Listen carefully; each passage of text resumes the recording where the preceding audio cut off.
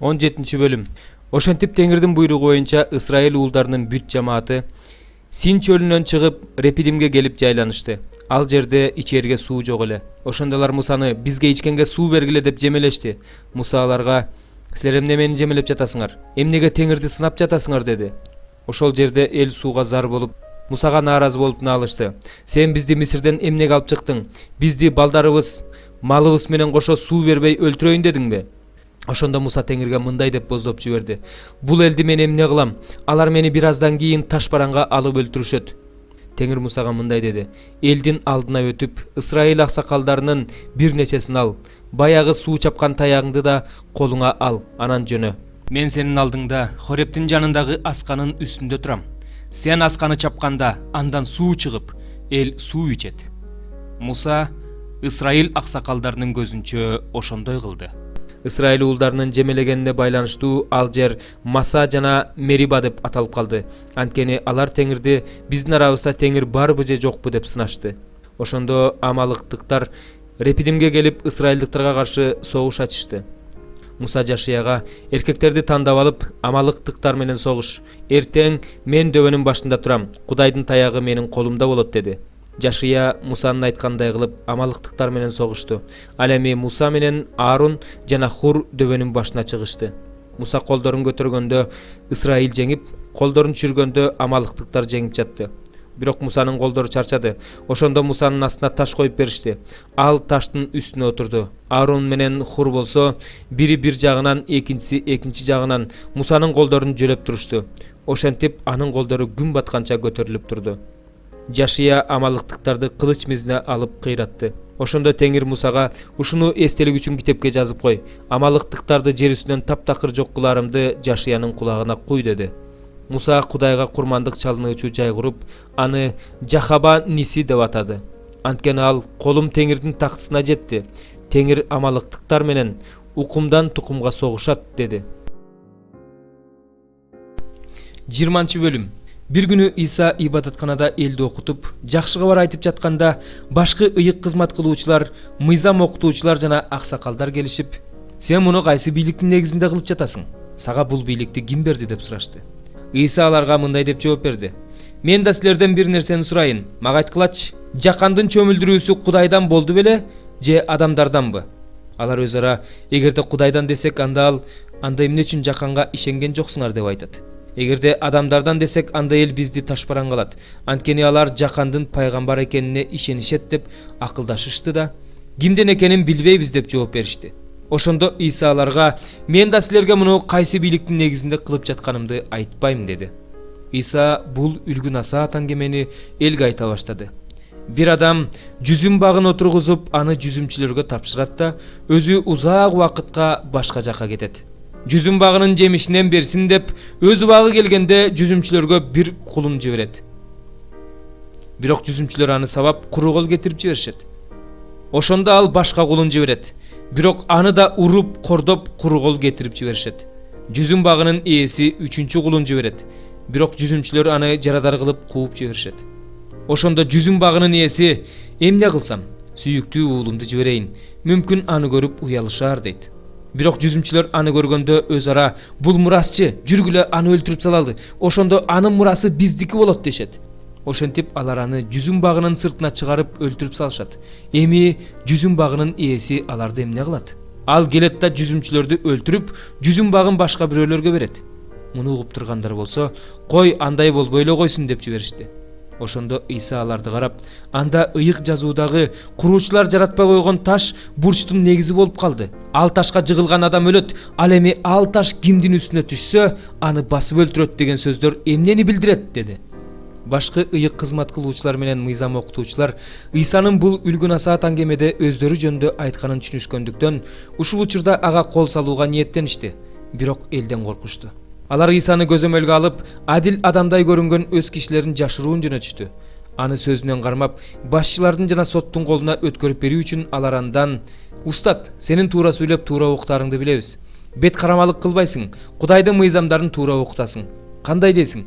Биз Рим падышасына салык төлөшүбүз керекпи же жокпу?" деп сурашты. Иса алардын жаман оюн билип: "Мени эмнеге сынап жатасыңар? Мага бир динарийди көрсөткүлөчү. Мунун бетиндеги сүрөт менен жазуу кимдики деди. Алар падышаныкы деп жооп беришти. Иса аларга: андай болсо падышага тиешелүүнү падышага, Кудайга тиешелүүнү Кудайга бергиле деди. Ошентип алар Исаны эл алдында сөзүнөн кармай албай, анын жообуна таң калып унчукпай калышты. Ошондон кийин өлгөндөр тирилбейт деген саддукейлердин кээ бири келип ага мындай суроо беришти: Устат, Муса пайгамбар бизге эгерде кимдир бирөөнүн бир тууганы бала көрбөй көз жумса, анда башка бир тууганы анын аялын алып, тукумун уласын деп жазып калтырган. 7 бир тууган бар эле. Биринчиси аял алып бала көрбөй көз жумду. Ал аялды экинчиси да алып баласыз өттү. Аны үчүнчүсү да алды. Аны 7 бир тууган тең алып баласыз өтүп кетишти. Баары өлгөндөн кийин аял да көз жумду. Өлгөндөр тирилгенден кийин ал кимисинин аялы болот? Анткени аны 7 тең аялды калган болчу. Иса аларга мындай деп жооп берди: Бул дүйнөдөгү адамдар аял алышат, күйөөгө тийишет. Ал эми тиги дүйнөгө барууга ылайык деп табылгандар тирилгенден кийин үйлөнүшпөйт, турмушка да чыгышпайт. Алар ал жакта өлүшпөйт, анткени периштелерге окшош болуп калышат. Алар Кудайдын балдары, анткени алар өлгөндөрдүн арасынан тирилишкен. Өлгөндөр тириле тургандыгын Муса да жалындаган бадал жөнүндөгү аңгемеде айткан. Ал жерде Теңирдин Мусага: "Мен Ибрайымдын, Исхактын, Жакыптын Кудайымын" дегендиги айтылат. Кудай өлгөндөрдүн эмес, тирүүлөрдүн Кудайы, анткени ал үчүн бардыгы тирүү. Муну укканда кээ бир мыйзам окутуучулар: "Устат, сен жакшы айттың" дешти. Ушундан кийин алар андан бир нерсе суроого батын албай калышты. Анан Иса аларга мындай деди: Эмне үчүн Машаякты Дөөттүн уулу деп айтышат? Дөөт өзү Забурда мындай деп айтпады беле?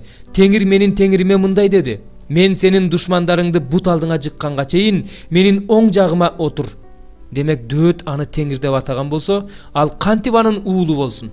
Бүт эл анын сөзүн угуп жатканда, ал өзүнүн шакирттерине мындай деди: Узун кийим кийип жүрүүнү, эл жыйылган жерлерде алик алууну, синагогаларда, алдыңкы орундарда, тойлордо төрдө отурганды жакшы көргөн мыйзам окутуучулардан сак болгула. Алар жесир аялдардын үйлөрүн талаптан ошот, эки жүздүүлөнүп узакка сыйынышат. Алардын жазасы оор болот. 35 бөлүм. Элую сөзүн мындай деп улантты: Сен мен Кудайдан да адилмин деген сөзүңдү туура деп эсептейсиңби? Сен мага эмне пайда, мен күнөө кылбаган күндө да андан кандай киреше алмакмын дедиң? Мен сага жана сенин досторуңа жооп берейин. Асманга көз чаптырып кара. Булуттарды кара, алар сенден бийик турат. Эгер сен күнөө кылсаң, ага эмне кыла аласың? Эгер сенин кылмышың көбөйүп кетсе, ага кандай зыян келтире аласың? Эгерде сен адилет болсоң, анда ага эмне бересиң? Же ал сенин колуңдан эмне алмак? Сенин адилетсиздигиң сага окшогон адамга тиешелүү. Сенин адилеттигиң адам баласына тиешелүү. Эзүүчүлөр көп болсо, эзилгендер онтошот. Күчтүүлөрдүн колунан ыйлашат. Бирок бир да киши: Менин Кудайым, жаратуучум кайда? Түнкүсүн ыр берген Теңир кайда? Жер үстүндөгү айвандарга караганда бизге көбүрөөк үйрөткөн, асмандагы куштарга караганда бизге көбүрөөк акыл эс берген Теңир кайда деп айтпайт. Ал жерде алар боздоп жатышат, бирок ал жаман кишилердин текебердүүлүгүнөн аларга жооп бербей жатат. Бирок Кудай укпайт, кудуреттүү Кудай муну көрбөйт деген туура эмес. Аны көрбөй жатамын десең да, анын алдында сот болот. Ошон үчүн аны күт. Бирок азыр ага Кудайдын каары тиелек. Ошондуктан ал аны толук билелек. Ошондуктан Аюб жеңил ойлуулук менен сүйлөп жатат, сөзүн текке кетирип жатат. 5 бөлүм. Жердеги үйүбүз, бул чатырыбыз кыйрагандан кийин Кудай бизге асмандан адамдын колу менен жасалбаган имаратты, түбөлүк үйдү берерин билебиз. Ошол үчүн асмандагы үйүбүздү кийүүнү каалап, улутунуп жатабыз. Кийимчен туруп, жылаңач деп табылып калбасак эле болду. Бул чатырыбызда турганыбызда кыйналып, үшкүрүнүп жатабыз. Анткени өлө турган нерсенин бардыгынын үстүнөн өмүр жеңишке жетиши үчүн биз жылаңач болууну эмес, кийимчен болууну каалайбыз. Кудай бизди ошого даярдаган жана бизге рухту аманат кылып берген. Ошондуктан ар дайым кайраттуубуз. Бул денебизде жашап жатканыбызда Теңирден алыс экенибизди билебиз. Анткени биз көргөнүбүз боюнча эмес, ишенимибиз менен жашап жатабыз. Ошондуктан биз кайраттуубуз, денеден чыгып Теңирдин жанына барууну артык көрөбүз. Денебизде жашап жатсак да, денебизден чыгып кете турган болсок да, Теңирге жагууга аракеттенип жатабыз. Анткени денеде жашап жүргөндө кылган жаман же жакшы иштерибизге жараша тиешебизди алуу үчүн баарыбыз Машаяктын сот тактысынын алдына келишибиз керек.